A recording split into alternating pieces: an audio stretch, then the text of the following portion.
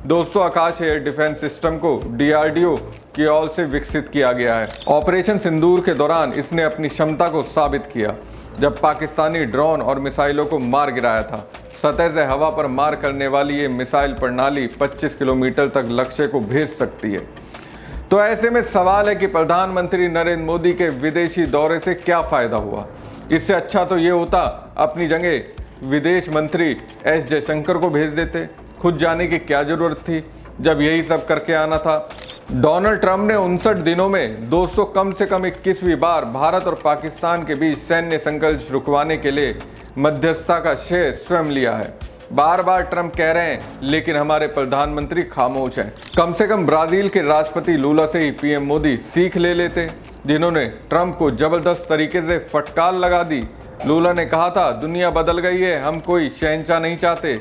BRICS उन देशों का समूह है जो आर्थिक दृष्टिकोण से दुनिया को संगठित करने का एक वैकल्पिक तरीका खोजना चाहते हैं। मुझे लगता है कि यही वजह है कि ब्रिक्स कई लोगों को असहज कर रहा है। दरअसल ब्रिक्स देश एक ऐसी मुद्रा बनाने की योजना बना रहा है जो अमेरिकी डॉलर पर निर्भरता कम कर दे। ट्रंप को ये बात पसंद नहीं आई। उनका मानना है कि ऐसा करना अमेरिका की अर्थव्यवस्था और ताकत को कमजोर करेगा।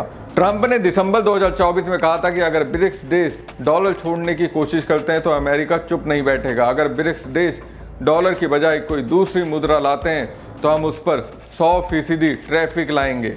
ऐसे देशों को अपने सामान अमेरिका में बेचने का सपना छोड़ देना चाहिए। दोस्तों, ईरान इजराइल युद्ध के बाद ट्रंप ने अंतर्राष्ट्रीय व्यापार में अपनी सबसे आक्रामक टैरिफ नीति लागू करनी शुरू कर दी है। इसके तहत अमेरिका ने जापान, दक्षिण कोरिया, मलेशिया और बांग्लादेश सहित 14 देशों पर भारी भरकम टैरिफ लगाया। ट्रंप का कहना है कि ये कदम अमेरिका के व्यापार घाटे को कम करने और राष्ट्रीय सुरक्षा के हित में उठाया गया है। ब्रिक्स देशों को चेतावनी देते हुए ट्रंप ने दोहराया कि जो भी देश अमेरिका विरोधी रुख अपनाएंगे उन्हें 10% अतिरिक्त शुल्क चुकाना होगा।